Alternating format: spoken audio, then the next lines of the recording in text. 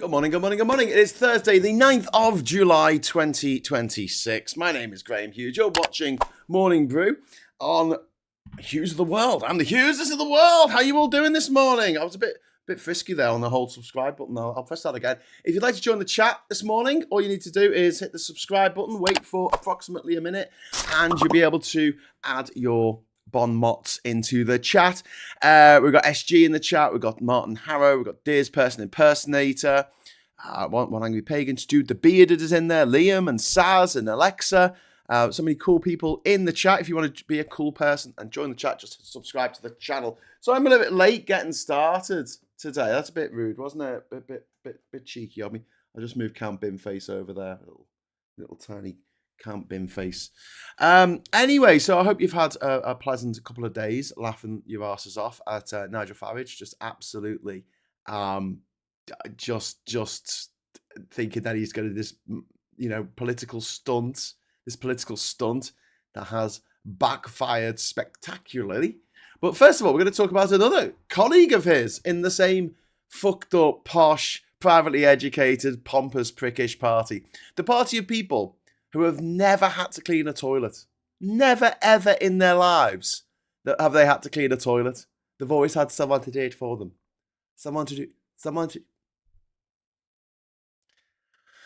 Have you cleaned the toilet? Well, there you go. Anyway, Tommy, thank you very much to Tommy. Tommy G Live or Tommy G Live, I don't know. Or Tommy Glive. Thank you very much for the £5 super chat, my friend. That's very kind of you. Hi, Graham. Have you heard about the British Democratic Party? They have put one of their candidates forward for the Clacton by-election. Is that the kid? Is that the kid? The sort of shiny-faced, moronic-looking kid? He looks like he's about, 7 years old, and he's in a suit, and he looks very posh. It looks like this, with a very imagine like a very, very shiny face. Like this, I think. Anyway, is that the person? I don't know. Apparently, Loser Fox, he calls himself Lozer, but I call him Loser. Loser Fox said that he's going to fight against Farage, which is great. It's just all, if any of these parties go in this election, all it's doing is taking votes from Farage, because they're all the right wingers going in. So great, let them do it. The big parties have said no, we're not going to do this. Let Binface win. And its odds were 5-1 yesterday. They've now been slashed. They're now 4-1. 4-1 latest betting odds of Count Binface winning the Clacton by-election in August. Mad. Absolutely mad. So an independent wants to stand as a candidate in a joke by-election. Yes. Stunt is not the word I would use. Similar rhyming even. Well, Count Binface himself, when he was on BBC, the Today Show on BBC 4 radio, he did say that this was a cunning stunt by Nigel Farage, and he had to say that very carefully on breakfast television. This by-election will definitely be one for the history books. It'll have a whole chapter. Yeah, Hidden Knight, listen, this could be the funniest thing that's ever happened in British political history. It's as simple as that. That is giving me, that is making me happy. That is making me very, very happy indeed.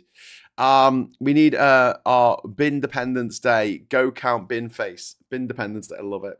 Love it. This will split the anti-Farage vote. Well, I don't think that anyone who's going to vote for Loser Fox would vote for Binface anyway. If you hate Farage, you would have voted against him in the last election. You wouldn't have voted for, and Reclaim aren't. Restore aren't running. It is just going to be Loser Fox on his own. And he's just the most unlikable little weaselly-faced rat boy that I've ever encountered. So I can't see him getting that many votes. I doubt he'll get his deposit back. Some of Binface's policies are not that silly. Yeah, bringing back CFAX. Absolutely, I'm well for that. I watched Fromage's political by-election video. I could not stop myself from laughing at it.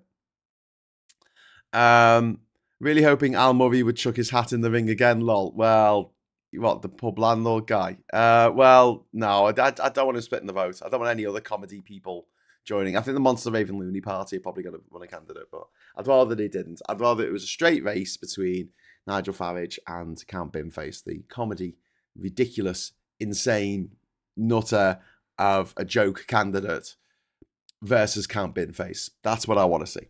SG, thank you very much for the £10 super chat. I left my bins out in support yesterday in support of Count Binface. People up and down the country are doing this to show support. Amazing. We love Count Binface. Clear out the bin juice. Vote Count Binface. I love it. I love it. I love it. Oh, I better set super chat up. Sorry, SG. Your contribution there is, you know, it's a beautiful thing, but it will not trigger the confetti in the chat because I haven't set that up. Yeah, I'm so sorry. I apologise. Don't. Let's have a look. I went to see the movie The Invite last night, which is a remake of a South Korean movie, which is a remake of an Italian movie, which is a remake of a French movie, which is a remake of a Catalan movie, which is a remake of a stage play. But it's really good. It's really good. Would well recommend. It's a bit like Who's Afraid of Virginia Woolf, but like funny. And Seth Rogen. I'm not a big fan of Seth Rogen. I've got to say, not a big fan. But in this, very good. Very good. Al Murray is a satire of the white national, not a white national himself. I think is set to a genius. Says one angry pagan. The Reform Limited bot trolls are out in force at the moment. Yeah, I've seen them. It's hilarious. Al Murray is a smart and decent bloke. Says in real life. Says Liam. Yeah. In other news, the orange turd has basically threatened Denmark, reminding them that the Nazis took over Denmark in a day. Yeah, I was going to come to that, but let's talk about. Well, we got this £37,000 donation linked to Robert Jenrick's 2024 Tory leadership campaign that he lost. So we'll talk about that. We'll talk about the US launching a second set of strikes on Iran. We'll talk about Andy Burnham promising Labour MPs a less punitive whipping operation and more room for internal debate, which I think a lot of backbench Labour MPs are really going to welcome. The ethics watchdog wants lobbying of all ministers, aides, and officials publicly declared, which I completely agree with. I don't think the Labour are going to fight against that. I really don't. MPs want a veto over political ambassadorial appointments after the Mandelson vetting scandal. Well, okay, we'll get into that. So Shabana Mahmood is moving to close a deportation loophole, which means that the ringleader of the Rochdale grooming gang can actually be deported back to Pakistan.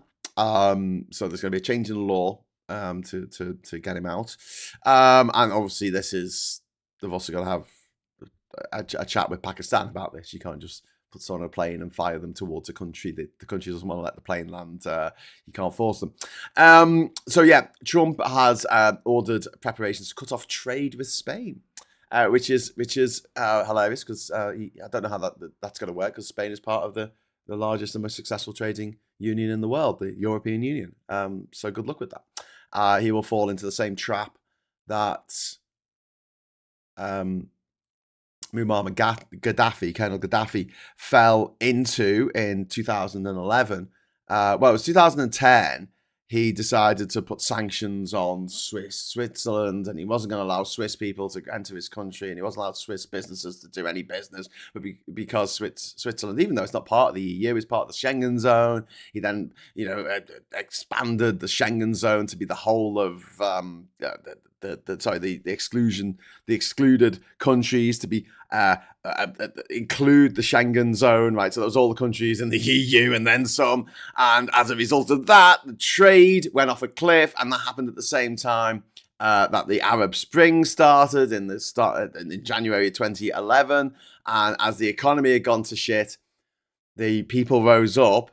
And had he not had a beef with Switzerland, which was caused by the fact that one of his sons beat up a woman, black and blue, and was arrested for it because that's illegal in Switzerland, as in most civilized countries. He had a hissy fit. He moved all his money out of his Swiss bank accounts and put them in the Cayman Islands And people think that their money is safe in the Cayman Islands. I mean, it's tax-free. It's a great little tax loophole if you're into your tax loopholes. You don't have to pay any tax on it. But the British government can freeze those funds. In Switzerland, the government can't touch your funds in a Swiss bank account.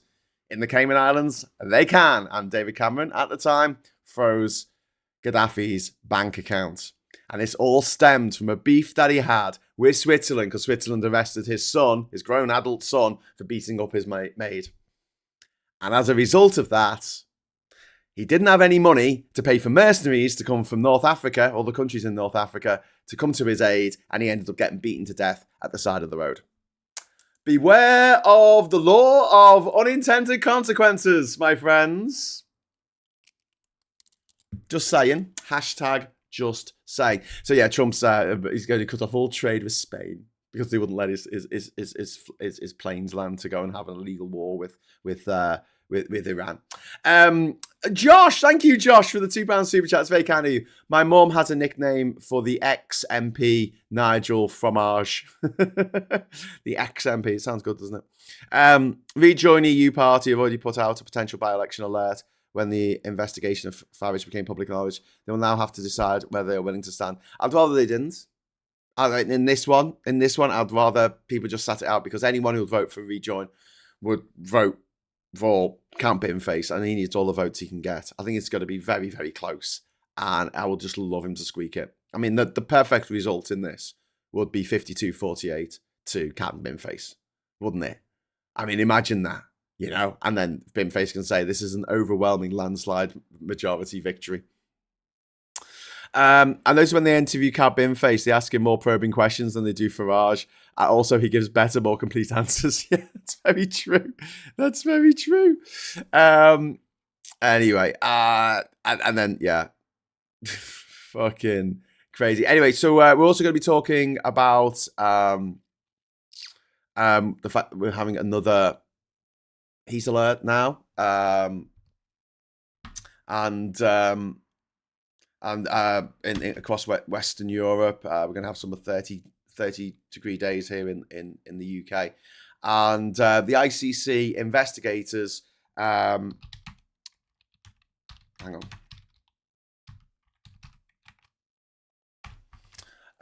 The ICC investigators, the International Criminal Court investigators, say they made a breakthrough in investigating Darfur war crimes.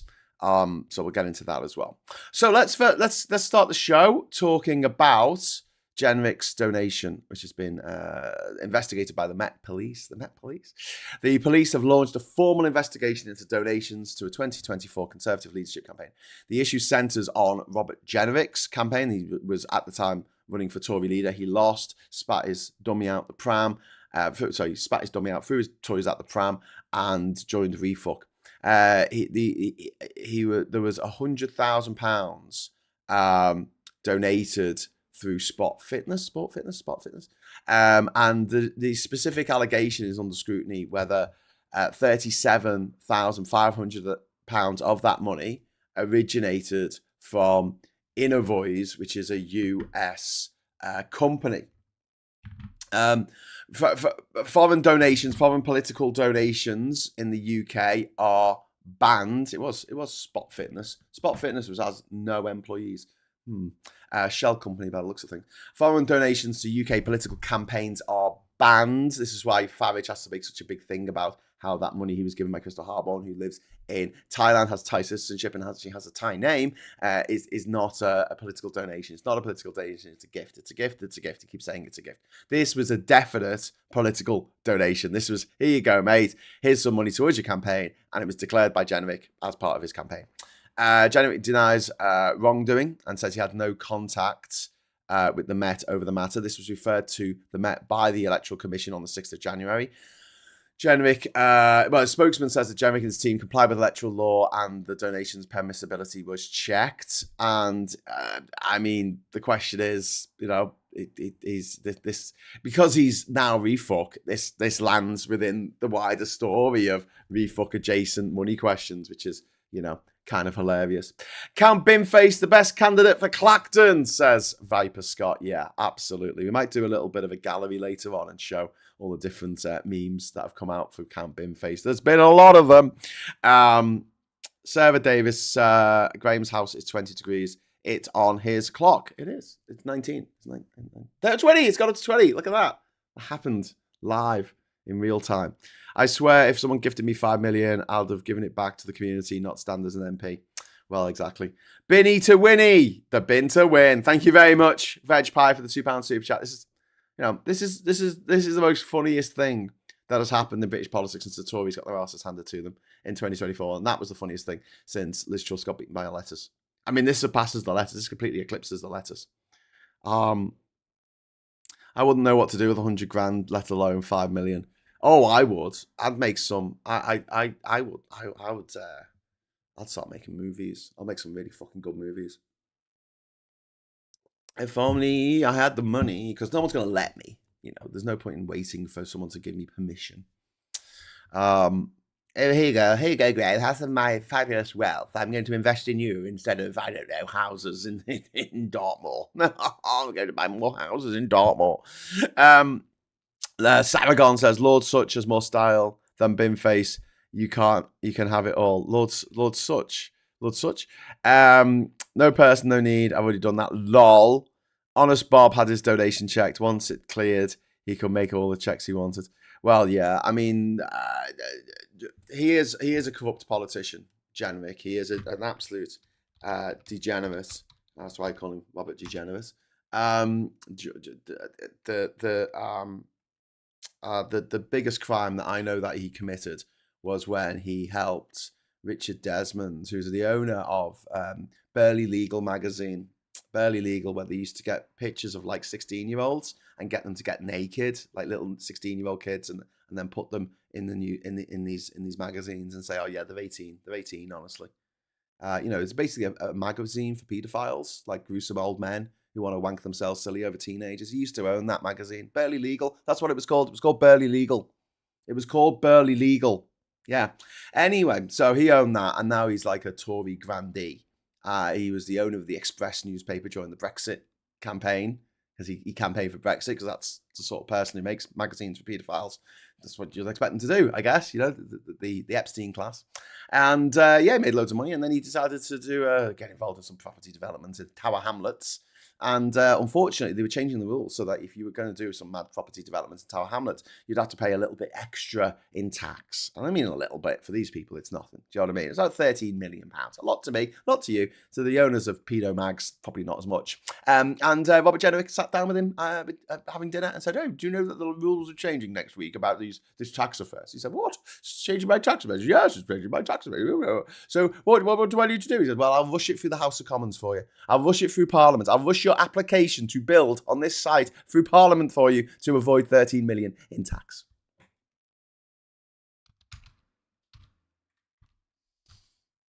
I mean, just what a piece of shit. What an absolute piece of shit. I think he was housing secretary at the time. There you go. The Epstein class. Lol Pagan, I wouldn't make a good mod because of my mouth, says Liam. Burley Legal. Yeah, people from Burley. YouGov poll, Farage on 25% thumb up, while 65% thumb down. Yeah, that sounds about right. Well, they average about 25%, but they do quite well in Clacton, because the people in Clacton are, I don't know, been drinking the Kool-Aid. Who would have thought the daughter of Farage would end up going out with a guy whose parents are drug dealers? Yep. So that came out the other day. That Nigel Farage's daughter, she was going out with a guy, and the guy's parents were put away, banged up for drug dealing. So there you go. A rejoin EU party victory in Clacton would be even better than a Camp Binface victory, as it would be saying no to Brexit and yes to rejoining the EU in Reform's strongest seat. That's a very good point, Adrian. But I think what Binface is offering, and I don't want to put words in Binface's can, but I believe that he wants the EU to be invited to join the UK. I think that was his plan. So yeah, let's talk about what's happening in Iran then. So Iran, the US says it hit 90 Iranian targets in its latest wave of strikes. The targets included air defense systems, coastal surveillance, drone and missile storage, naval assets, and logistics infrastructure. This is a second consecutive night of US strikes. The peace plan is well and truly been fucked. The ceasefire is over. The Iran says it retaliated against US military sites in Kuwait, in Qatar, in Bahrain. Bahrain says it intercepted several Iranian projectiles. Iran's health ministry says 14 people have been killed across 2 nights of US strikes. Trump is saying that Iran wants a deal, but he also says that he doesn't know whether Iran is worthy of one. Oh, you're worthy of anything except fucking derision. Oil prices have risen, but remain far below earlier wartime highs because people are moving away. 1 in 3 cars sold in Britain so far this year have been electric. You can't stop the revolution, baby. So I'm just sitting here going, don't worry about it. Capitalism will come to our aid. Isn't that mad? Capitalism and greed will come to our aid because no one wants to be a charity for these fucking fossil fuel companies that need bailouts and subsidies, and they're going around with the little begging, oh, please give us some more money. They say to all these governments around the world, well, fuck you, oil companies. Fuck you, gas companies. Fuck you, coal companies. You can't have shit.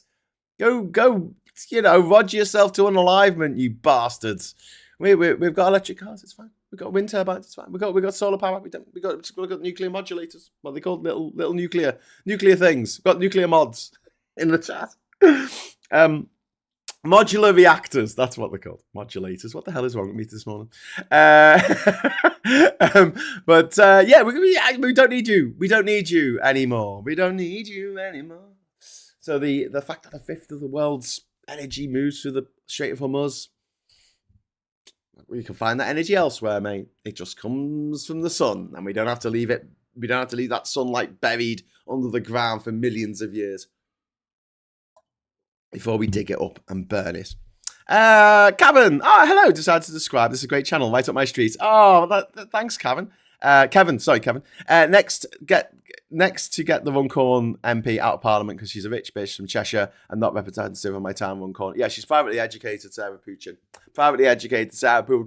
As is the. Did you see the Reform woman who wants to run as mayor? What's her name? Liam Cunningham. No, that's Daddy played the Onion fucking guy in Game of Thrones. Leela Cunningham, is it? She's going to run as mayor of London. And she is so posh and so thick, it is absolutely hilarious. She got absolutely monstered on debate shows yesterday because Farage was too scared to go on anything. Count Binface and Leila Cunningham, I think that's her name. She's privately educated, of course. As is like everyone associated with Refuck, unless they, occasionally they decide to have a little pet. They have a little mascot. They have a little working class mascot that goes out and goes, and the working class Refuck voters go, oh, he's just like us. They're just like us. Whereas the actual people in charge of Refuck who have the money, you go to the expensive London clubs and smoke those less expensive cigars while supping champagne from the bottle. They all went to private school, mate. They all went to private school. But Nigel Farage, one man who fucking just anyway, Leila Cunningham, that's the one. Leila Cunningham, thicker than a whale omelette, says she's really thick. Hey, Gallifrey, thank you very much, Viper Scott. Alice Sturm, thank you, my friend. Alice Sturm has decided to give out memberships to people in the chat, which is very, very kind of you. Thank you. And welcome everyone, all the new people. You are all awesome. Thank you very much, Viper Scott. So person impersonator, Strats for us, Veg Pie, hey, Veg Pie, and Michael Reddin and Luminous Kaleidoscope have all received gift memberships for the channel. Yay! I think that's sympathetic. Woo! Yay! Thanks, Alistair. More people on the channel. So you can subscribe in order to enter the chat and join in with the bants. Join in with the bants. Not taking things too seriously on this channel. Okay? Just, we might take the piss now and again. Don't get too upset. We're all lovers here. Lovers, not fighters. But yeah, if you want to subscribe to the channel, you can and join the chat. But if you want to join the channel, if you want to join the channel, that's even better because that means that you get membership and you normally get your name at the end of the credits. Although I still have to sort that out. Credits. Yeah. Actually, the EU joining the UK would have been even better than the EU rejoining the UK rejoining the EU, as it would mean full civil rights for all UK citizens throughout what are now 28 different states. Yes. Hidden Night. So apparent Turkey president gifted Starmer guns and ammunition at NATO. Wondered the press will hound him for free donations. Well, the thing is, there's no problem with getting donations. There's no problem with getting tickets to a gig or a pair of glasses or a suit. But you have to declare it. You have to declare it. That's all. You don't get sacked from your... This is what's so infuriating about this. Nigel Farage did not declare the money that he got from Christopher Harborne in Thailand, from George Cottrell's cell in Tennessee, or whatever the fuck he was. It's fine that he gets this money. He has to declare it. But then we had another layer to this. He was given $5 million by a crypto billionaire, didn't declare it, then had a meeting with the governor of the Bank of England to talk about crypto. I mean, Anyway, Sarah, thank you very much. Graham, did you see my last post about Dan Thomas?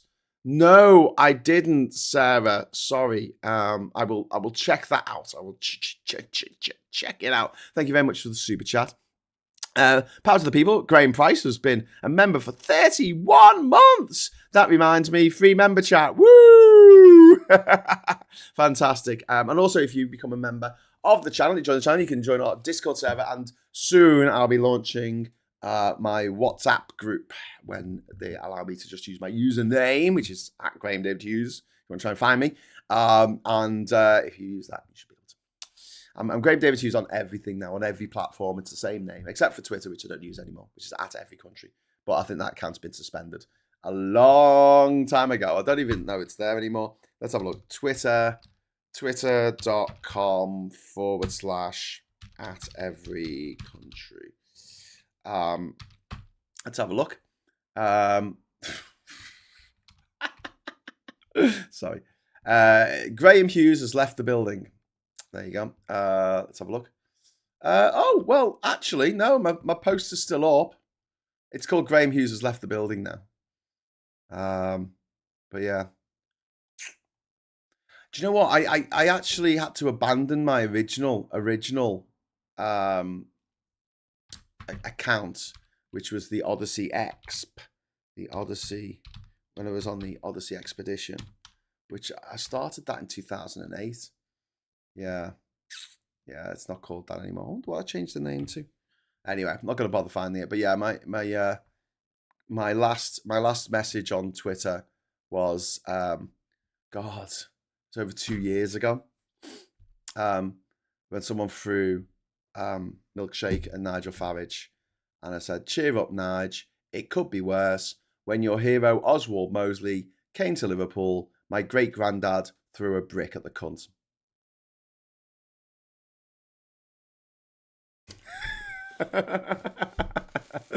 Oh, I'm quite happy that was my last message. My last message was a picture of Nigel Farage getting milkshaked and me laughing at the fact that my granddad was there on Queen's Drive, where nearby the Walton flyover, where Allsop High School is, around there. Oswald Mosley came to town in 1938, and my granddad and some other, my great granddad and some of the other dockers went out there and threw bricks at him, and he ended up getting concussed and having to go to hospital. Oh, what a horrible thing to happen to a big fucking fascist. So, milkshakes, on the other hand, I mean, it's a little bit upsetting, but,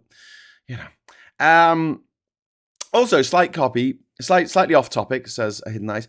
But seeing as Sony has said they're not doing physical copies anymore, is anyone else thinking this is more for countries without consumer rights like the EU and the UK?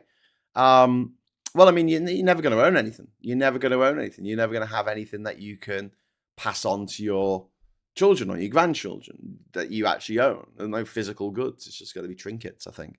Because you're not going to have any actual CDs or records or VHS tapes or DVDs. Or is this worldwide epidemic that America seems to think is going to happen to all the world, which is still true in a way? What's this? It is a worldwide epidemic. I don't think it's going to go away. I don't think we're going to... Apple started this. Apple started this when they said, we're going to have iTunes, and you can download all this music, and it costs £1 for every time you download a tune. And then they said, by the way, you don't own it. So you can't gift it to anybody else. For fuck's sake, Jenrick is hosting a phone-in from 10 a.m. on LBC. Yeah. There's going to be some interesting phone calls coming in on that. Isn't there? Anyway,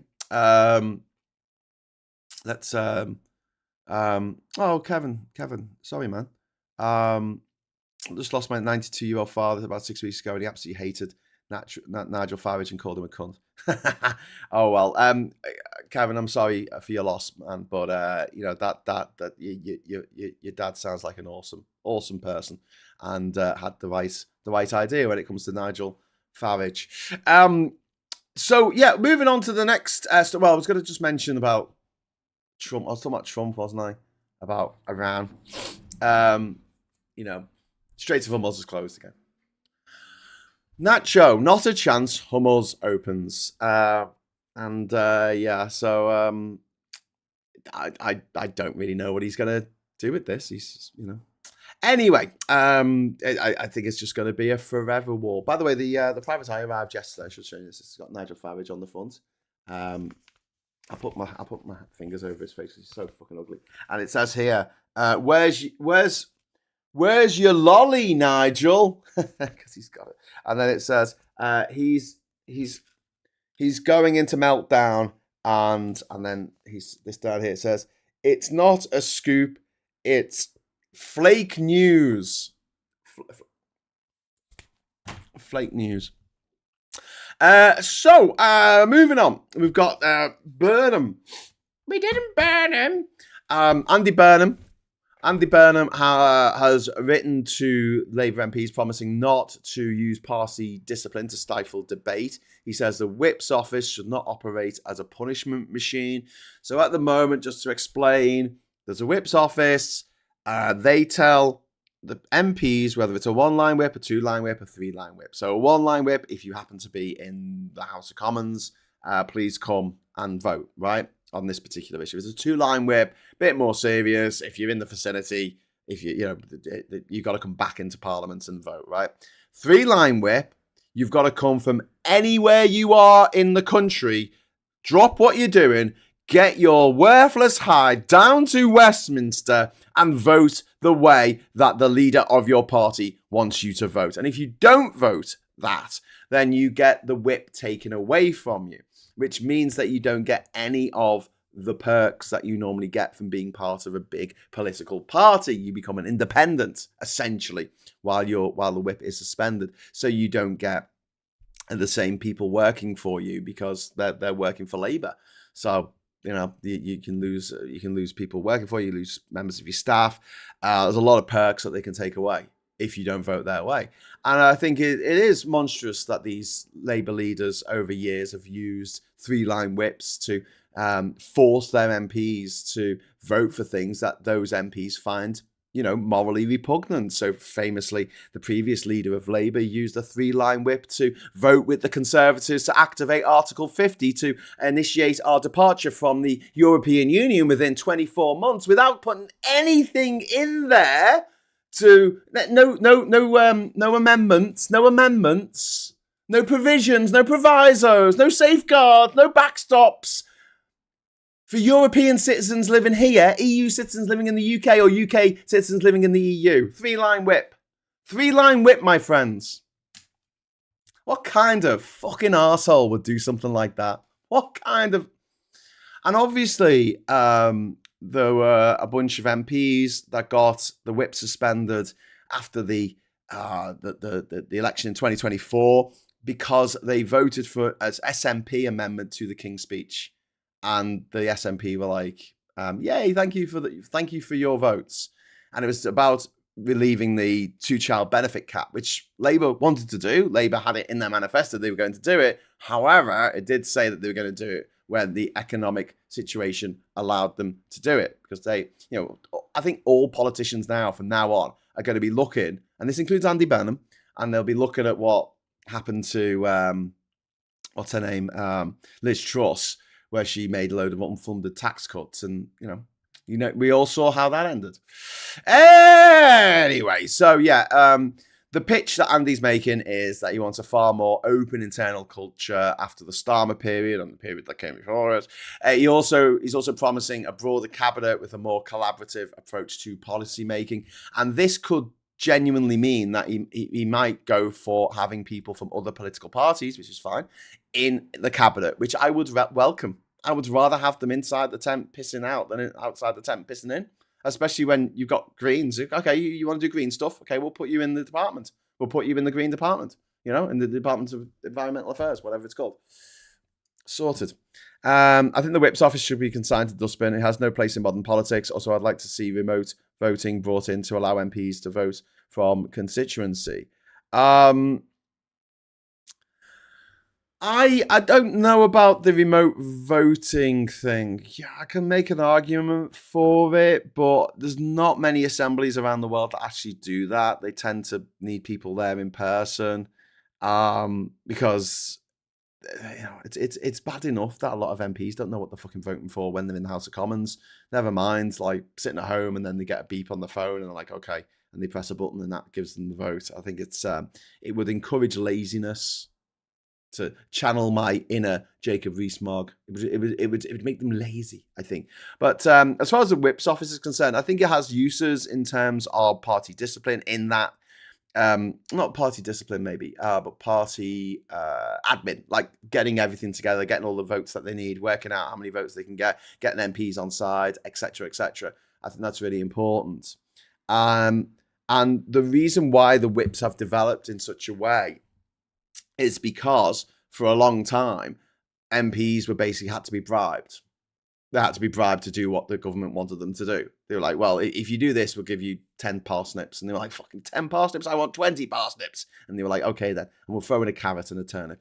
And that evolved into this thing of, instead of giving incentives to vote the way the government was wanting you to vote, which usually ended up costing a lot of money in bribery, they developed this system of, well, if you don't vote with us, then we'll take away your support system, your support network to keep, that you need to function as a halfway decent MP, I feel. And so, yeah, I can see that the Whip's office, I think there's somewhere in between that we can meet, where we can say, we don't want to get rid of the Whips. Well, I don't want to get rid of the Whips entirely, but I don't want things like 3-line whips where MPs are forced to vote against their own beliefs, or if there is a particular thing that a few MPs in Labour don't agree with, let them not agree with it. They're not in the cabinet. They're not taking cabinet responsibility. Let them vote the other way. Labour's got a fucking 150-seat majority. What does it care? Anyway, listen, I'm going to just take you over to the papers for a Momo. Because I want to ride my bicycle. Oh, there's Foggage is already there, just in case. Foggage was waiting for me. We don't need it, though. Okay, so I'll just give me 1 sec. I just need to go. I'm just going to do something. 1 sec.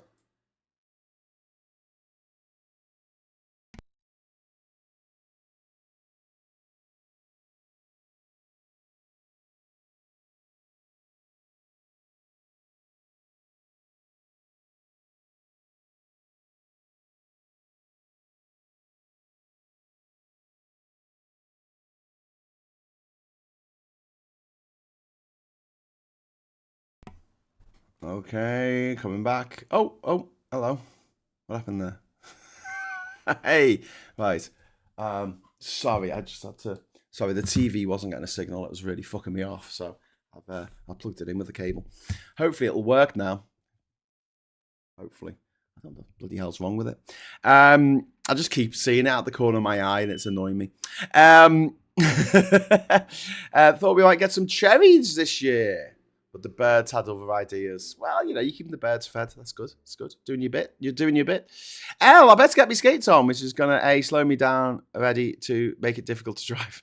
I'm thinking I'll leave the skates. They'll slow me down, in which case it won't be quicker. Yeah, especially if you're driving in roller skates. Call the Whip's office, MP resources then, and make it purely perform administrative tasks.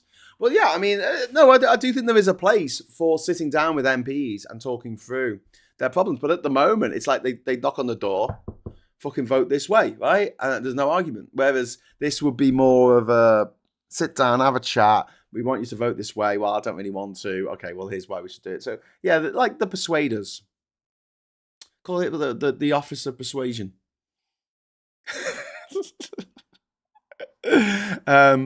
The office of political persuasion. There you go. The op. Adrian, the UK-EU withdrawal agreement did preserve some things for the EEA citizens residents in UK and Gibraltar at the end of the transition period, 1st of December 2024, and vice versa, but not full previous rights. Yeah. This was just an experiment though. I found a couple of seedlings randomly a couple of months ago. Let them grow, see what would happen. Yeah. Okay, I repeat myself again. The individual who was head of the grooming gang can't be deported back to Pakistan because Pakistan are refusing to grant him entry yet. But there needs to be a change in the law as well, because there is a law that says if you've came here before 1973 and you have lived here for more than 6 months or 6 years or whatever it is, you can't be deported. So they have to change that law, and they have to get Pakistan to say, yeah, okay, well, we'll take him, which I think they will. I mean, Britain's pretty good at the whole diplomacy, the whole leaning on countries. So. Nice membership at the Commonwealth you got there. Wouldn't want anything to happen to it. Something, I don't know. Anyway, but yes, so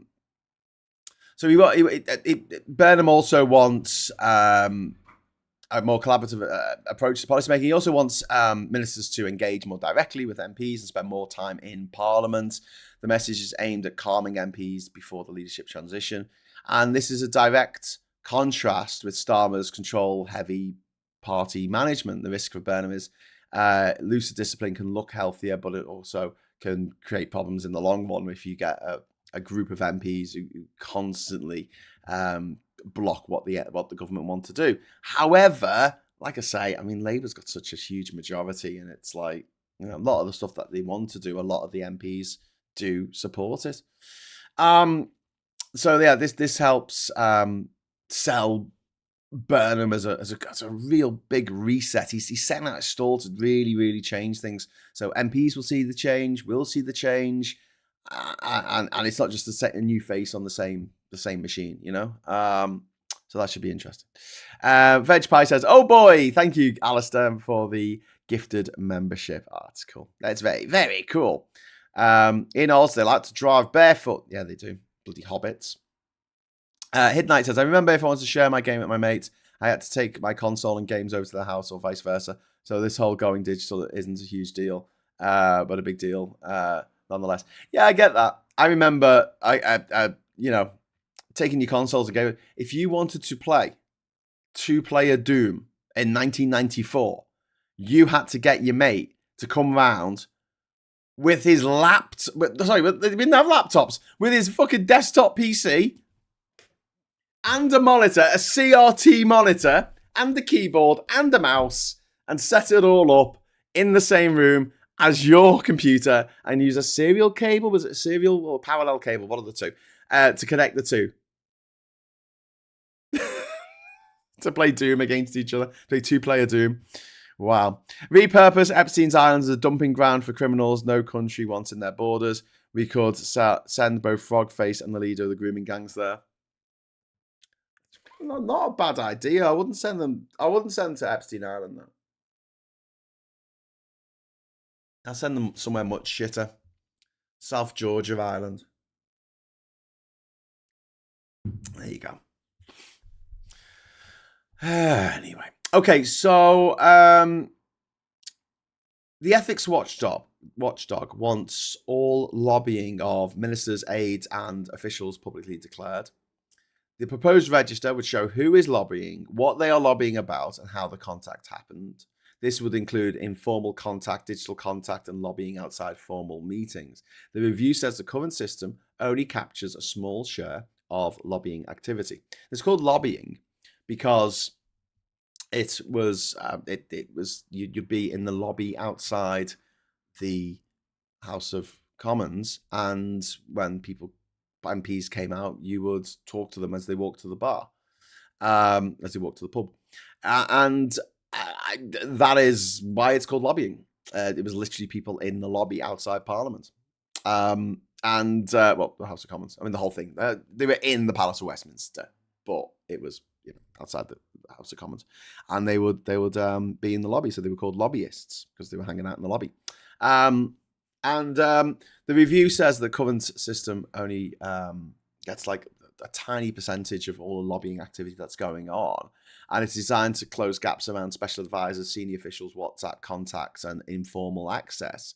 I'm very careful when I talk to friends of mine who are Labour MPs, especially ones in the government, when I'm texting them, because I know that any of those texts could end up getting seen by anyone, by a watchdog, a parliamentary standards committee in the future. I don't know, and so I wouldn't text something that I wouldn't want anyone else to see. Do you know what I mean?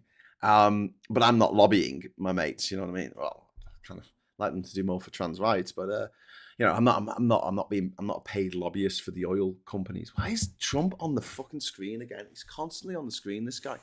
But yeah, stronger penalties are proposed for failing to declare lobbying properly, and I'm all for this. I think this is the way it should be. The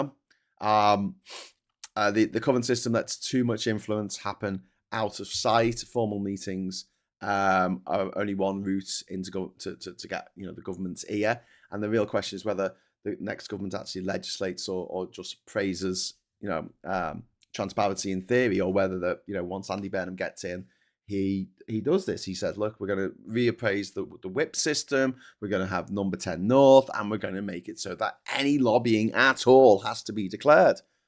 So if I text one of my mates in Labour and say, hey, I want you to do more for trans rights, they have to declare that. They have to declare that I got in touch with them and said, I want you to do more for trans rights, for instance.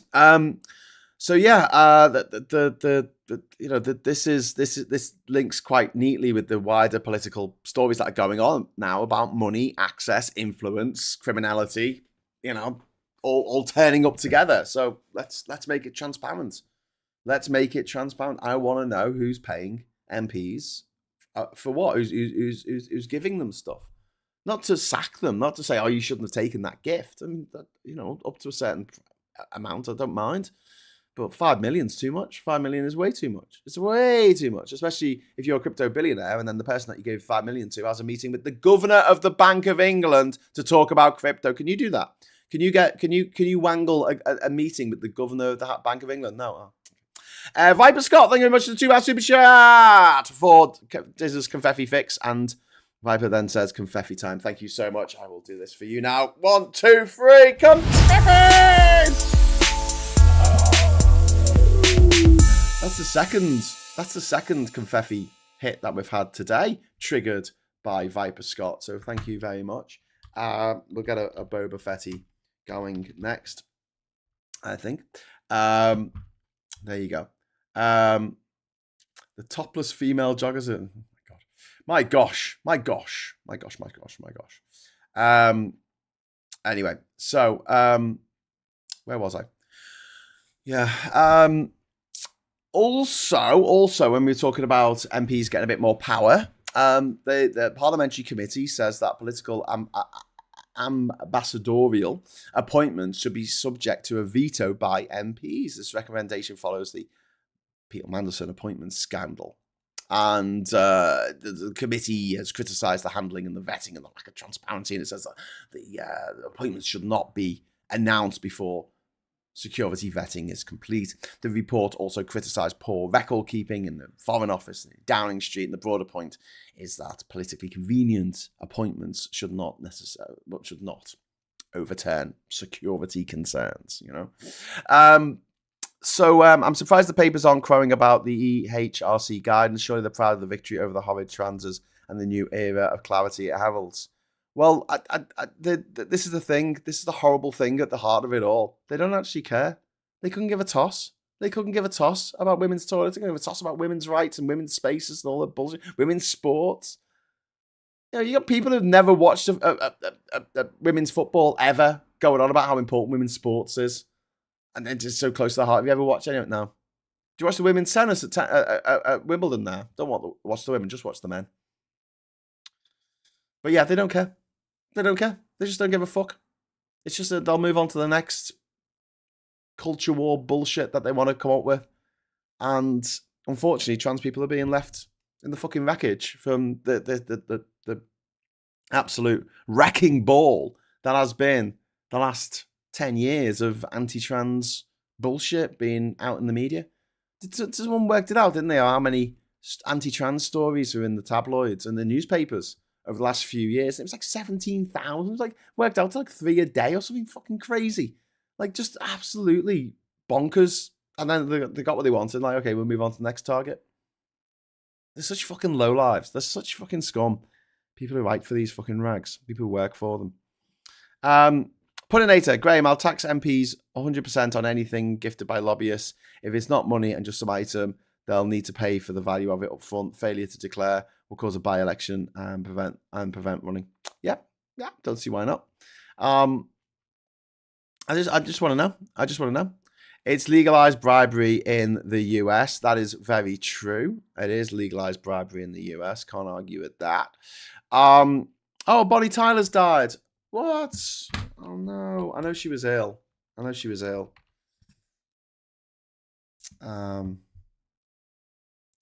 shame. Yeah, 75. Died in the Portugal hospital last night. Breaking news. Bonnie's family and team are heartbroken to announce that Bonnie unexpectedly passed away last night in hospital in Portugal as a result of the illness that she was being treated for. We will issue a further statement shortly, but we'll for now ask for privacy to deal with this tragedy. Oh. If you've ever seen the literal version of Total Eclipse of the Heart, I'm gonna give you a link to this. This is one of the greatest things that has ever been put on the internet. It's the music video for Total Eclipse of the Heart, but they've redone the voice. They've redone the lyrics to describe what's happening in the video. So in memory of Bonnie Tyler, I will gift you this to watch. I'll just sync it up now and play it here, but I'll probably get done for copyright by YouTube, so I don't want to risk it for a biscuit. But yeah, let me just get this in here. But I mean, what a song! What a song! And then add that. There you go. Have a look at that when you get a minute. Have a look at that. I'll pin it for now, and don't worry, I'll pin the trans petition later. But yeah, I'll pin that for now. In memory of Bonnie Tyler, who died at the age of 75. With the most 80s hair you could possibly imagine. I think J.K. Rowling will end up on the wrong side of public opinion. It's fickle, same as Farage. He never thought for a million years that the press would turn on him. Yeah, well, some of them haven't. Written by Jim Steinman of Meatloaf fame. Yes, Total Eclipse of the Heart is written by the same guy who wrote songs for Meatloaf, and that's why it's quite similar to Meatloaf song. Like, I'll do anything for love, but I won't do that. Which is quite fun. There's one of the guys from the band The National writes so many songs for or works and collabs with like a lot of pop artists. to the National, which is this kind of not grungy, but they're like the kind of like a bit shoegazy indie pop from America, indie rock from America. And he produces all he works with Taylor Swift and Ed Sheeran and Harry Styles. It's like okay, R.I.P. Bonnie Tyler. Lost Scylla 2 in the 70s. Yeah. Oh, that's sad. I know she's been ill for a while. I think Bonnie Tyler. Yeah. She was Welsh, you know. She was born Gaynor Hopkins in 1951. She grew up in a 4-bedroom council house with 3 sisters and 2 brothers. I mean, she grew up in a time when you could do that. When you could absolutely do that. There's some breaking news. Yeah. Bit slow, BBC. We were there. We were there before you, BBC, when you were trying to get your graphics set up. Okay, so next up we've got what are we talking about? Mahmood is going to close the Rochdale deportation loophole, preparing to change the 1971 Immigration Act. The change is aimed at allowing the deportation of Shabir Ahmed, the Rochdale grooming gang ringleader. Ahmed was stripped of British citizenship, but he's not been deported because of legal protections for some long-term residents, i.e. people who came here before 1973, who have lived here for more than 6 years or whatever the time is. The government says it wants to close this specific loophole without affecting the Windrush generation or other lawful Commonwealth residents. Pakistan's position remains a separate obstacle because deportation still depends on the other country accepting the person. So they've got to do this. They've got to change the law, and then they've got to have these negotiations with Pakistan for them to take to take this fucking gobshite. But yes, they need to close a genuine loophole without creating a wider trap for lawful residents. We urgently need press and social media regulation in the UK. Freedom of press does not work. It's basically a license for them to spout bullshit. Yeah. And Kevin says British newspapers are scum. Yeah, they absolutely are. I mean, and they patrol themselves. Do you know what I mean? They vet themselves.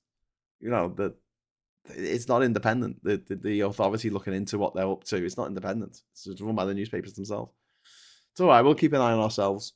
Meanwhile, we mentioned earlier about Trump threatening his trade action against Spain. He's prepared to cut off trade with Spain, and the row is over Spain's NATO defense spending position. He said we're not spending 5% of our GDP on defense. That's fucking crazy. Fuck off. And also the refusal to support US action in Iran. Trump has instructed Treasury officials to prepare possible action against Spanish goods. Spain says it remains committed to NATO and highlighted its existing defense contributions. EU trade rules make targeting Spain alone incredibly complicated legally and politically. It's incredibly hard. Spanish exports such as wine and olive oil could be exposed if the threat becomes policy. But at the same time, you got some wine, and you move it over to France and you bottle it in France. It's all part of the EU, just as made in the EU. You don't know, you know. Trump is scum. What a wanker. He is absolute fucking scum. Person who pays it. I slept like a log in so much as I was totally still and totally asleep. Indy says, and not slept much since my humour is warped, awaiting today's bully session, and 2 joints tried to dislocate in my sleep. Oh, that sounds painful.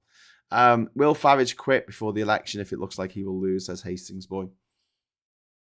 I don't think so. It'd be fucking hilarious if he does, though, wouldn't it?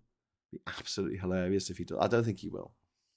I think he thinks he's gonna walk it, but yeah. Western Europe, hottest June on record. Western Europe has recorded this hottest June on record. Copernicus has measured the regional average at 20.74 degrees C. That's 3 degrees Celsius more than the 1991 to the 2000 average. June was also the second warmest June globally. In history, heat waves disrupted human history. Heat waves disrupted infrastructure, closed schools, and increased wildfire risk. Scientists link the increased intensity of these heat events to greenhouse gas emissions. Germany has separately estimated more than 5,000 heat-related deaths so far this year. Please keep cool, keep hydrated, keep drinking water. Make sure you're not exerting yourself too much. But in the UK, we talk about poor insulation, low tree cover in many urban areas. Houses that are built for retaining heat are all adding to the misery here in the UK. When it gets hot, we don't have air conditioning. We need more air conditioning units, especially in hospitals and schools and offices and things like that. We need to have houses that are built to keep in the warm in winter and then to keep out the heat in summer, which can usually be the same thing. Like thicker walls, mate. Thicker walls, big fucking cavities in the walls, windows that have special glazing in that don't allow too much heat on against the glass. We need more shutters. I take a leaf out of the books of people who live in hot countries like the south of in the south of France or in Spain or in Italy. They have shutters on the windows so that the rays of the sun don't hit the glass and heat the glass up of the window, which is a problem that we have here. We basically, on a hot day, we have glass windows that act as a radiator inside our homes. Blackout curtains, etc., etc. HMRC has admitted to overtaxing 1.4 million pensioners last year due to incorrect calculation being used, says Chris C. That's not good, is it? Whoopsies! So we're going to get a tax rebate, I guess. Trump's brain is melting, so it just glitches and repeats bullshit he said before. Hey, listen. Don't forget. Trump said yesterday that he was fighting the Islamic Republic of Japan. He said that. We have aircon now on 2 of 3 floors. Ground floor cool already. Money well spent. Yeah, Mr. Tisk. Pollinator Graham, when I go into shops, I find real expensive stuff with not for EU label. Cause a scene with the management, making it clear of lost sales. They have to get into business side of rejoining. Well, Pollinator, one of the things that frustrated me when we were, one of the many things that frustrated me, along with the previous leader of Labour, during the Brexit wars, was the fact that businesses just did not come on side. Yeah, the businesses that were going to lose millions, possibly billions, they didn't come on side and support us and give us loads of money to fight against. We were running a shoestring operation. I was living off £1,000 a month or something, and just what I could scrabble together, and expected to go to all these different things, being invited to go and speak at these events and take a bus all around England and stuff. It was difficult times, and the fact that we weren't supported massively by trade is just crazy. Like switching itself on and scaring the shit out of you. True story. I'll tell you what though, if we in this house, it's fairly cool in this house because it was built as a shop, so it was built to be cool. We've got a basement, and going into the basement, it is like, especially if you've been outside and there's a door into the basement. If you go through that door from outside, it is like walking into an air conditioned room. Like the temperature just drops massively, and it's like there's no air conditioning. We're not paying anything for air or AC or whatever. It's just really good Victorian engineering. It's drizzling here. I was going to tackle a hill before the heat hit us, but wheeling in rain is dangerous.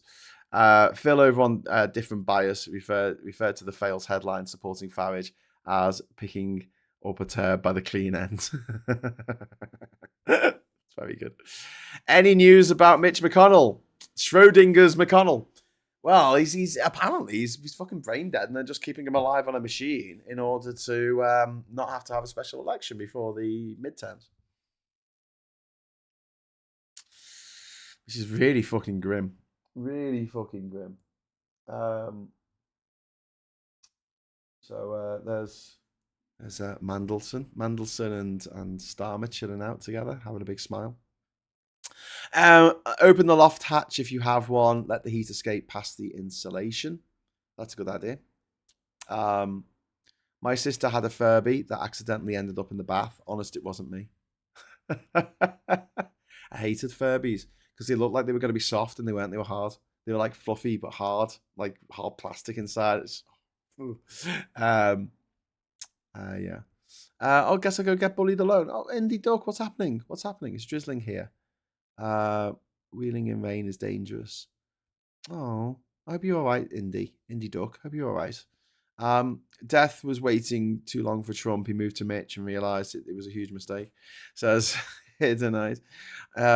Old cottage walls were 2 foot sandstone, nice and cool and warm in winter. Yeah. That's the way to do it. I mean, we've had problems in this house because of the changes that previous owners made, blocking up the fireplaces in the house. It's a fucking ridiculous thing to do, because fireplaces aren't just somewhere to have a fire. They're also critical for ventilation, to allow air to circulate. When you have dead air, when the air is not moving, you get mold. You know, because if you have a human in the room and they're breathing and they're putting, or an animal in the room, and they're breathing, the condensation from their breath is going to go to the coldest part of the room, and you'll get mold there if there's no air movement. So we've had to do some remedial work on certain things to make sure that air is moving in this house, including putting a PIV up in the attic. I installed that myself. That was a fucking nightmare. But yeah, this is a thing that it's essentially like leaving a window open all the time with a breeze coming through it, and you can set it to different, amounts. And it's great in the summer, not so great in the winter, because the air, obviously, in the attic is very cold in the winter, so it's bringing in this cold air. But it's fresh air, and it's causing a positive net pressure around the house. And since we put that in, we've not had any problems with mold. So that's been really good. And then downstairs in the basement, which we'll talk about because it's really cool down there, we've actually put in we've got like the washing machine down there and stuff, and the dryer, and we were having problems with same sort of condensation essentially. And so I drilled a hole through and had an air extractor fan installed. And oh my god, like drilling through that wall, it was absolutely hilarious. I should have brought my drill to show you on the chat, like on the show. Like it was insane. It was like one of those guns in a film, where it's like this, and it was a massive drill, and it had this cylinder piece that you put on the end of it as a bit, and then the cylinder had to go through the wall. It took me about 3 days I could only do it for so long before the drill got overheated, and the walls in this place are so thick. It took me like 3 sessions to get through the damn sandstone and out the other side. I used to use a dehumidifier in my old basement. We've got a dehumidifier down there as well in a different room. But yeah, we're thinking of putting another fan down there, an extractor fan. But it wouldn't be a problem if, as it used to be, I guess it was more open to the elements back in the day. Now we have double glazing. We tend to block up our air bricks that allow the airflow through. We definitely block up our bloody chimneys. I'm looking at a chimney breast here that's been completely covered. And not the best. Not the best. If the AMOC falters, however, then it should be fine, lol. Well, no, I mean, we'll still have hot days in summer. We'll still have hot days, we will. It'd just be freezing, -40 in winter, and then absolutely baking in the summer, which isn't going to be great for the crops, is it? I'm a true winter child, born on the 31st of December. Last name is Winter, and my body works best in winter. Global warming is really fucking me over. I'm not. I'm kind of the well, although I am ginger, and so you would expect me to be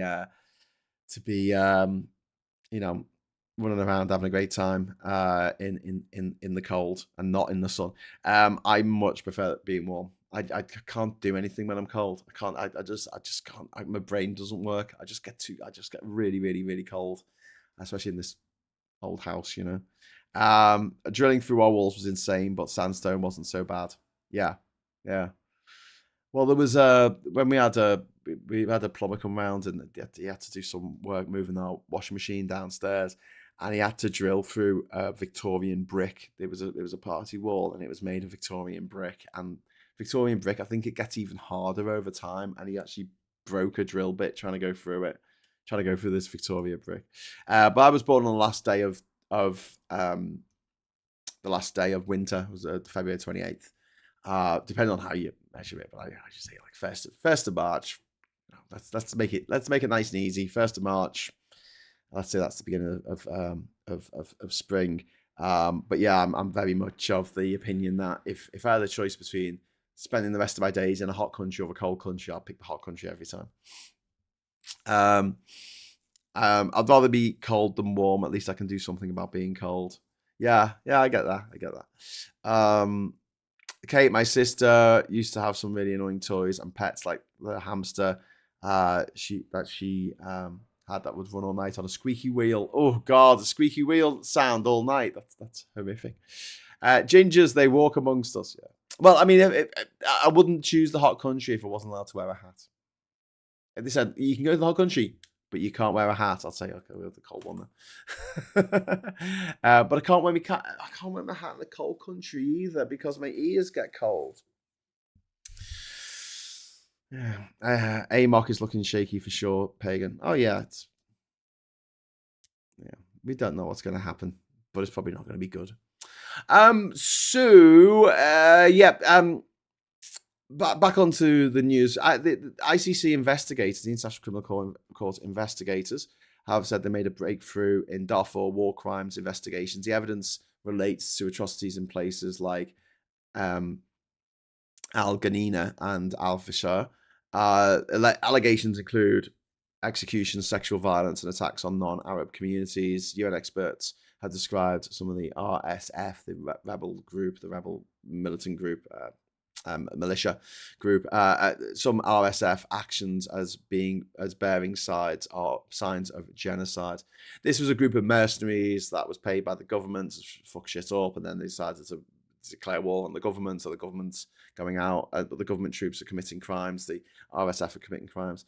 The ICC says the new evidence links crimes to higher level leadership. No specific suspects or arrest warrants have been publicly announced, and the ICC has jurisdiction over Darfur through a UN Security Council mandate, even though Sudan is not an ICC member. So, yeah.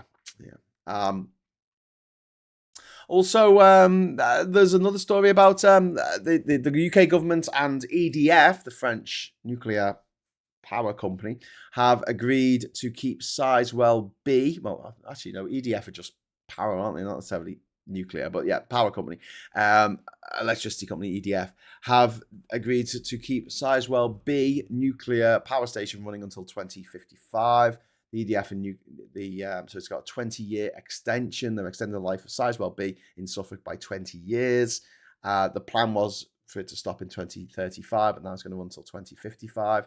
And Sizewell B produces about 3% of the UK's electricity.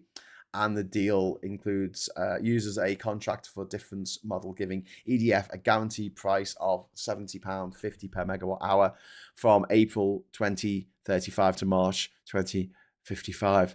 EDF says it will fund around £800 million of refurbishment work over the next 15 years.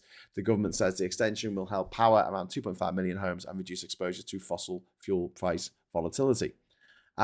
This lands alongside wider questions about UK energy security, nuclear costs, delays at Hinkley Point C, and long wait for Sizewell C as well, which is supposed to go online at some point, but not just yet. But I'm thinking it's expected to come. Hinkley Point C is expected to come online in 2030, and let me have a look for Sizewell C. Should be coming online by fucking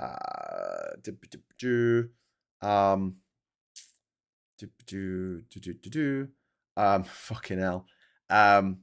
The station is scheduled to begin Sizewell C 2039. Friends, 2039. Sizewell B. Sizewell C, sorry, will come online. Do you know what? It's a lot quicker to build wind turbines. Just saying. You don't have to build wind turbines, but I'm just saying it's a lot cheaper. It's a lot cheaper. So yes, I'm gonna head over to the papers now quickly. It's 10:30, so we've got about half an hour of the show left. So if anyone wants to see the Boba Fetty be unleashed on the unsuspecting great British public, then please drop in some super chats, and your heart's desire will be fulfilled. Before we go to the newspapers, I will mention that I won't be doing Morning Brew tomorrow. I have a meeting with a person that I need to have a meeting with at 9 o'clock tomorrow morning. So I'm traveling to Liverpool this afternoon and then having a meeting. And I'll let you know how it goes. I'll let you know how my meeting with the person goes. So yeah, I will be doing the show with Phil tomorrow, the agenda at 1 o'clock, but there won't be a Morning Brew tomorrow. So you're going to have to find something else to do with your morning. I'm sorry. I've got a meeting and I can't move it. Okay. Bonnie Tyler has just died. Yes, GM, lovely. Sorry. A bit shit news, but I have pinned the literal video version of Total Eclipse of the Heart to the chat there, which I think is fucking hilarious. Okay, so we're gonna head over to the papers now. Harry, the new Duke of Hazard, is the cover of the Times. Burnham, I'll aim defence spending at British firms. PM in waiting says that he will. He vows billions for critical security. Andy Burnham has pledged to rebuild the country's hard power by ensuring that billions of pounds of additional defence spending is focused on the UK. Rather than given to America or European countries. We've also got sniffing chocolate sweetens up gym results. It's not a food typically associated with fitness gains, but according to scientists, sniffing a bar of chocolate may improve athletic performance in the gym, as long as you do not eat it afterwards. Okay. And the new questions facing Farage, Nigel Farage facing fresh questions over whether a £5 million gift from a cryptocurrency billionaire was linked to his return to frontline politics after he admitted a possible comeback was discussed before getting the payment. So there you go. Hoisted by his own petard. What a twat. Talking of twats, it's the Daily Telegraph. And there's Jeremy Clarkson. My David Clarkson and half the Chipping Norton set. Jeremy Clarkson went to private school, obviously. Ruth Ellis doesn't deserve a pardon. This is the woman who got pardoned in Parliament yesterday, but she didn't because she got commuted to a life sentence. But that's okay. She died in 1955. Okay. Rochdale rapists will be deported. Talked about that. Binfay set to be Farage's main challenger. The Court of King Arthur. Disability benefits not fit for purpose. Harry tried to settle with Mail before case. Trump hit out at crazy Iran leaders. Mystery of £70,000 gold coins left in churches. Someone's giving their money to church. Someone's trying to buy their way into heaven. Trying to buy themselves a golden ticket on the number 9. World exclusive, a white pill and movie snuggles, the truth about Harry and me. Okay. And then we've got Farage, bin face, by-election is deadly serious. I love that headline. That is a beautiful headline, isn't it? The Daily fucking fail. Nigel Farage last night insisted he is fighting a real election. He spoke out after his by-election gamble after left him facing off against a man dressed as a bin. And then we've got King Arthur there, Arthur Ferry, who's in the semi-finals. So that's nice. More Farage here and other gobshites. Let's just get rid of this guy here. Let's see if we get. Yeah, okay, that works. Oh my God, it's so similar. It's just such a similar face. Look at that. You hardly notice, do you? Maybe if I sort of stretch his face down a little bit like this. There you go. God, that he looks even more like Farage now. Look at that. There you go. There's Farage, and we've got a clown emoji here, so we'll cover this guy with the clown emoji. There we go. And then we'll cover. We've got a butterface. Should we get a little butterface there? I know that's for Trump, but we can put that over George there. He can look like this, and then yeah, maybe we can make his grubby little friend there, Christopher Harborn. Maybe he can have a frog as well. Go on, you can have a frog. Everyone can have a frog. There you go. Let's get this frog. Let's get this frog on the road. There you go. Okay, that's beautiful. Well set up. Well met. Well met. I think maybe Butterface Trump should go underneath the frog Farage there. There you go. See, there's 3 of them in a row. And do you know what else we should? Do you know what else we should definitely do? I'm just saying that we should definitely do this. Not that we have to, but I think that we should. I think that we should, because that guy there has got his hands like at the top there, that Arthur fella, the wild card Brit who's cruised into the semi-finals. I reckon what would be really funny is if he was actually holding on to a cock. So let's sort this out. So he's sorry, this is really childish. I don't care. I just don't care anymore. We'll have that. I suppose it needs to be going in the other direction to fit in where we want it here. So let's turn that around. No, actually, what we could do is just transform it. So I'll just rotate it 90 degrees anti-clockwise. There we go, and then we can put it in his hand there. Oh, it's beautiful. Look at that. Look at that, and make it a bit longer. I think a bit longer. Yeah, he's having a great time. So there you go. I've fixed it. I've fixed the cover of the Guardian in real time for you. That's for you. Childish and amusing, I know. And Graham, you need to expand your picture piss take portfolio. I'm sure a man of your ilk could really do some good ones. Yeah, I should do, really. I think you're right. I think you're right about that. But yes, Fog Farage there, and others, and his mates, Fog Farage and his friends. Yeah, I think I need to do that. Fog face versus bin face. I wonder if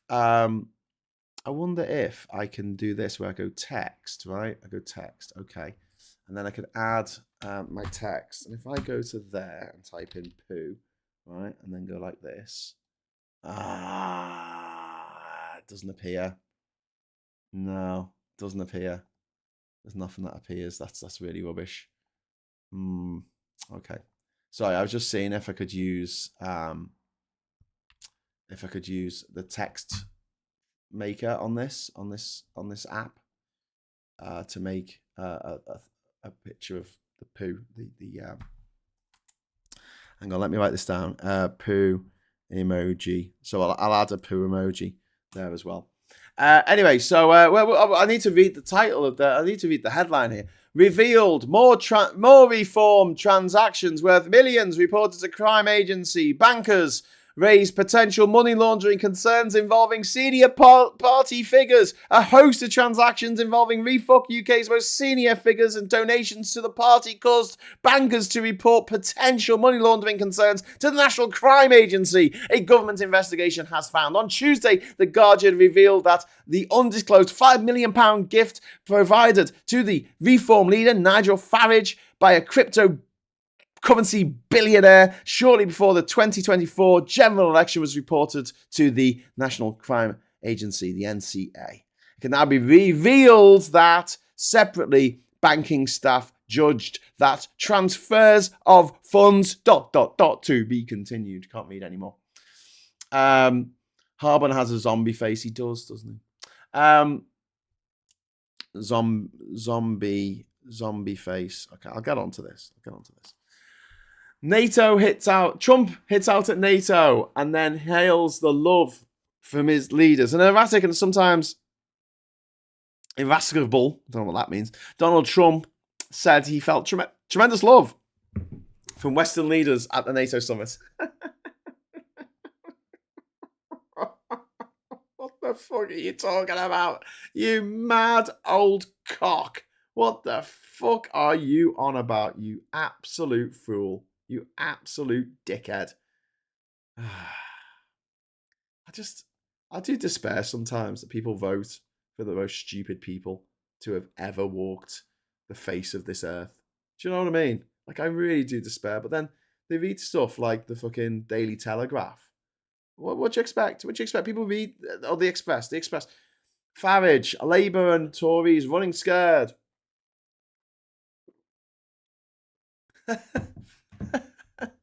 And they've got that picture again of the haunted house and the family running away from the haunted house for the National Trust. We keep seeing the same picture again and again on the front covers of newspapers all through the summer. Wimbledon fairy tale. It's Brian Ferry. No, it's not him. It's Arthur Ferry, who is a wild card entrant, and he's made it to the quarterfinals of the Wimbledon Old Tennis Lawn Society, where they go around looking at lawns. We've got the mirror here and the terrified children running from the haunted house again. Bin him off. Wonderful, wonderful cover here from the mirror. So I'll just get that there. Bin him off. Bin him off. Let's see. We'll just stretch that over his face so it fits better. Oh, it just popped back into its original aspect ratio. Wasn't expecting you to do that. There we go. Better. Still read it now. Bin him off. Voters urged to teach Farage a lesson at polls.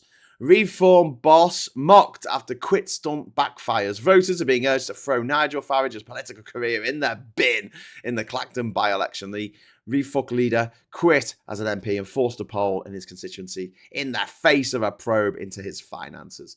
But after the other main parties withdrew, he will be left facing comedy candidates. Count Binface! Binface for the win.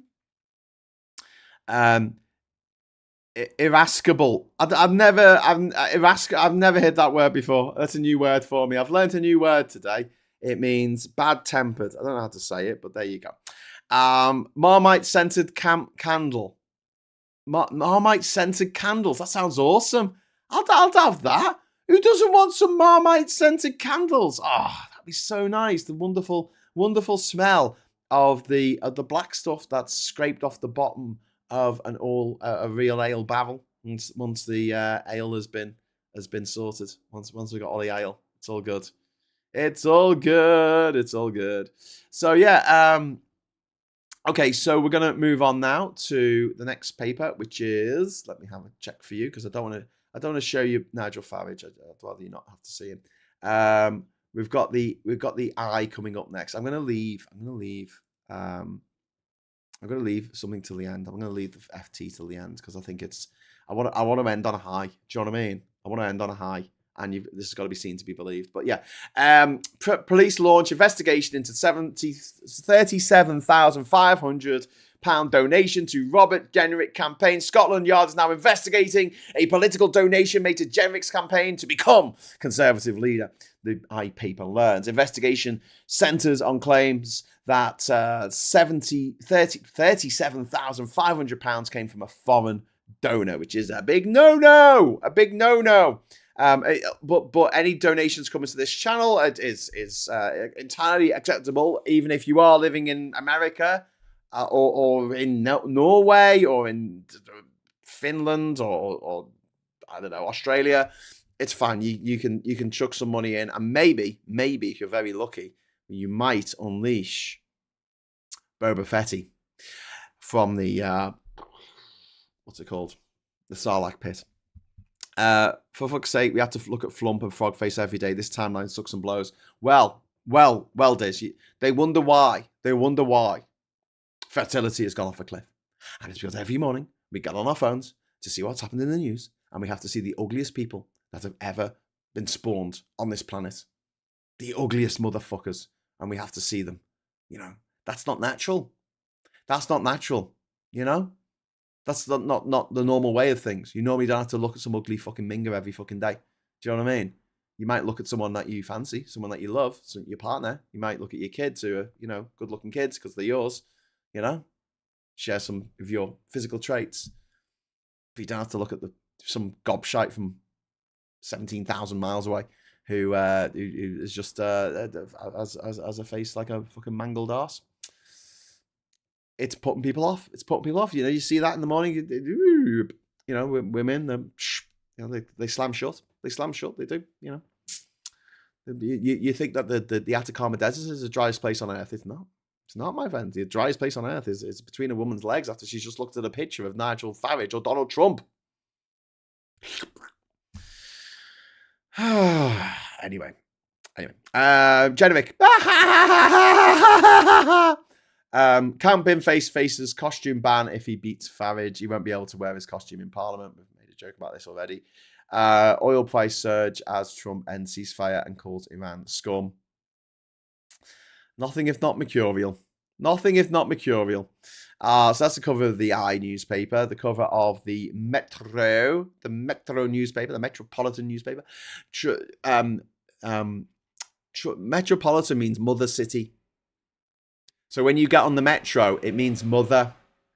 Metro.uk means mother.uk. This newspaper is called Mother. When you get on the train, it's you're getting on the Mother.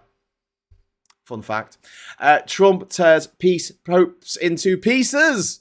Iran war back on after new airstrikes. They're scum, sick, vicious, violent people, says Donald as he promises to hit regime hard. Then President launches a rant at NATO allies and pledges economic war on terrible Spain. You were so terrible. Why you were so mean to me? You were so terrible. Look at me. I'm Donald Trump. I'm Donald Trump. A Trumpy. Sorry. It's my impression. That's my impression of Trump. He's just a big whining piece of shit. Arrested development, never had to grow up, never had to clean a toilet, never had to put the bins out, never had to live a normal life. He just lived in this gilded fucking bubble surrounded by sycophants and sickos, gobshites to a man. And Count Binface is wonderfully on the front cover of the Daily Star. I'm just going to cover up the disgusting visage of Farage because we don't want to see Farage's visage. Just one second while I get things in place. Oh my god. The things I do for the love of the show, the love of the crack. But yeah, we're just gonna reappraise this thing here. There you go. Oh god, it's too small on my screen. I can't even see the fucking frog. I'm gonna have to move it. There you go. I think that worked. Here we go. Okay, so we've got Binface asking, what can I offer? I'm not Farage. Count Binface exclusive. What can I offer? I'm not Farage. Absolutely. He said that on the BBC Radio 4 show yesterday. Our fave politician, Count Binface, says Nigel Farage will be toast, adding, I'll eat him for brekkie. He'll buy a Ferrari if he gets a £5 million gift and insists we don't need Fanta Fiora Trump to fix an England win. Love him. So yeah, we've got a couple more papers to get through before we finish off the paper roundup. So next we've got this is perfect. This is absolutely goddamn perfect. So I'm just defacing the cover of the Independent here. Hope you don't mind. But we'll go over there now to see what I've done. Yes, I've drawn a big cock. I've drawn a big cock protruding from the tennis player's squad.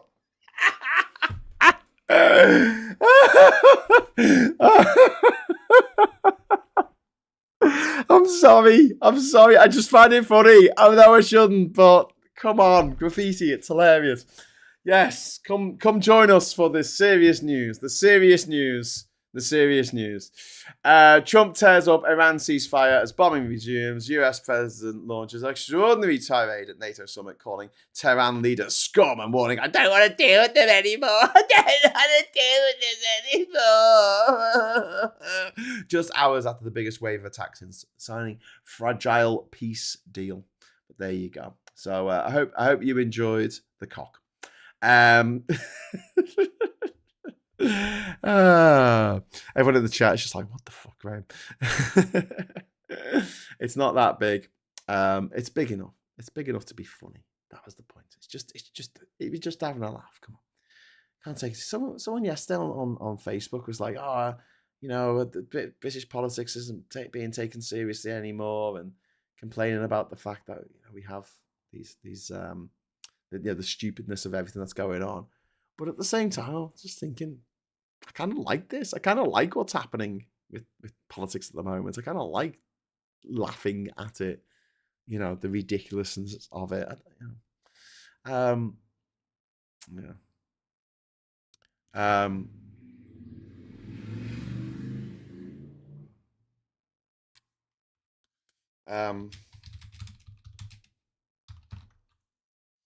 Okay, so Graham, I did, but not that one, lol. Funny, he tries to turn over a red card. America still loses, and Trump throws a tantrum. Anything new?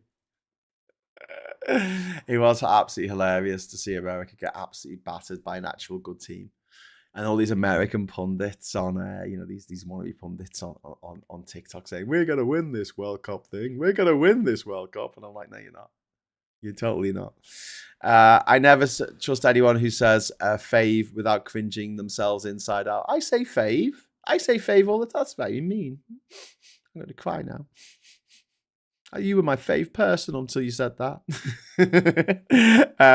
Our son's mate's dad found a cocky Drew on the wall when he was at the same school at parents' evening. That's brilliant. Hidden Knight said, same Graham. It's almost as if satire quit its job in politics to turn back to making fun of it. Yeah.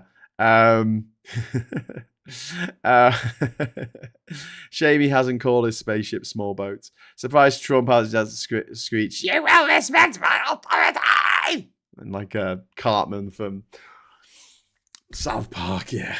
And then I hereby judge thee, Graham. Judge, says Gallifane, man. You're my fave judge. Absolutely my fave. Of all my judges, you're my fave. I was just feeling you cringe then. I felt a great cringe in the fourth.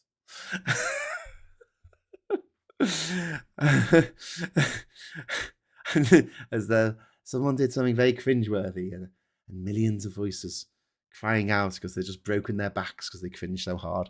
Captain Coconut, if somehow Bin-Face gets ahead in the polls, which would be obviously funny, I wouldn't be surprised if Fromage attacks him because of all the intergalactic immigrants coming over here, lol.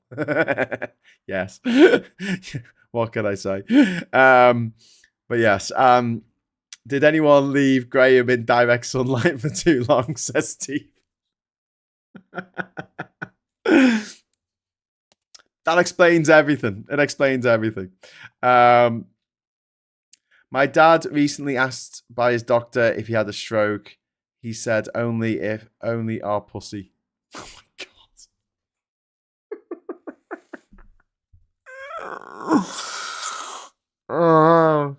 It's like that joke about flashing a couple of two old ladies in the park, and one of them had a stroke and the other one couldn't reach. Oh, get out the tank. Get out the squeaky tank for that one. Judge, says Gallifane. Chris goes, we have no imagination. We do have imagination. Fucking AI has no imagination. Adrian Wyatt says, bin face plus plan. Having rolled the USA into Canada, Canada then into the EU into the UK, the UK into Switzerland. We can then all roll Switzerland into Liechtenstein as a community. Well, yeah, that's a way of doing it. Once we got to Switzerland, though, would it not be a Swiss roll? I got me coat. I am the love, as Judge Dredd said in the movie with Sylvester Stallone, where he took his helmet off all the freaking time. You're not supposed to take your helmet off. Come Bin-Face, Mandalorian, Judge Dredd, you're not supposed to take your fucking helmet off. Well, I had nothing better to do. I think some virtual trains and a cheese and ham toasty are in order. Well, do you know what I think's in order? I think a super chat's in order.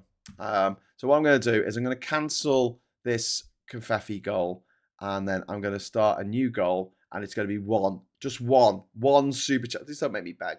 One super chat, and it will set off Boba Fett. So if you want Boba Fett, there you go. I've done it.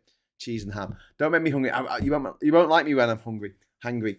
You don't like me when I'm hungry. I have not had any breakfast, so I'm really looking forward to having some bread that I made the other day, and it's probably the last of it. I'm going to have to get rid of it today because it'll be too stale to eat. But I'm going to have that with some marmalade, and I'm gonna put it in the microwave for a few seconds after I've put the marmalade on, just to make the marmalade go the temperature of the surface of the sun. Which has all got toasty goodness. Military helicopters flying over my house at the moment. What have you done, pretty Kate Machine? What have you done? Only if you remember to chop up the hammer into little bits. Otherwise, melted chin of doom. Oh, yeah, true.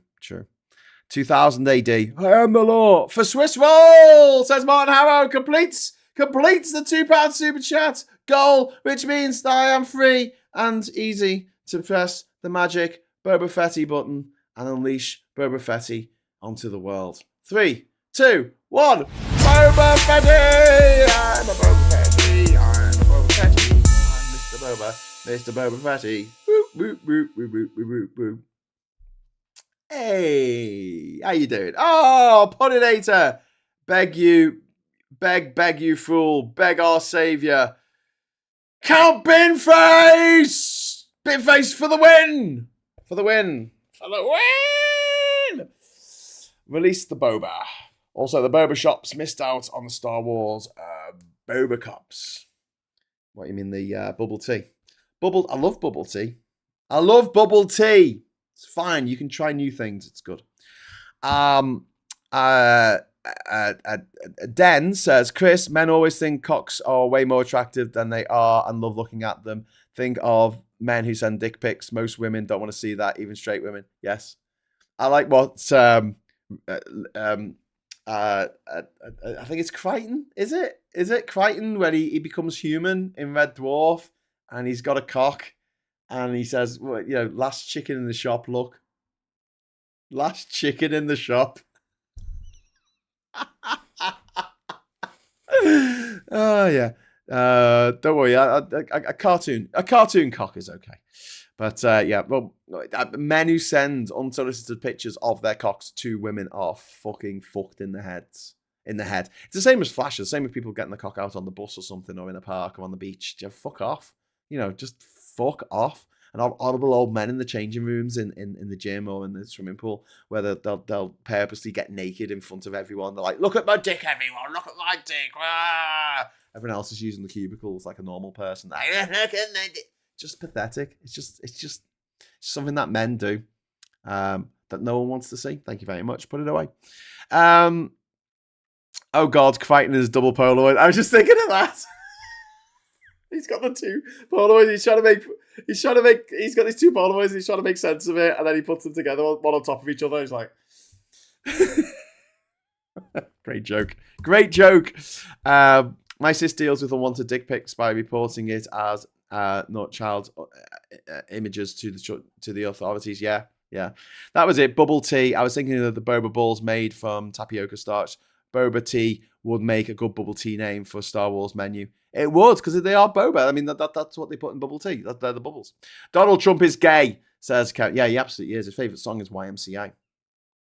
The main guy from YMCA who wrote the songs, he died the other day, didn't he? And unfortunately, he turned into a big Trumper in the end, and he performed when Trump got his thing. Who was that guy then? Was that Heisenberg? Was it? Did you see that in Breaking Bad? No, behind me. But yeah, he died, and no one cares now. I mean, if it happened like 10 years ago before Trump, everyone would be like, "Oh no, the guy from the Village People died. That's really sad." But now, like, hope it's hot down there in hell. Anyway, we're coming up to 1 minute left of the show, so just time for me to say, like I say, I'll try and do a show tonight. I'm heading to Liverpool I can't drive, so I'm going to be getting the train.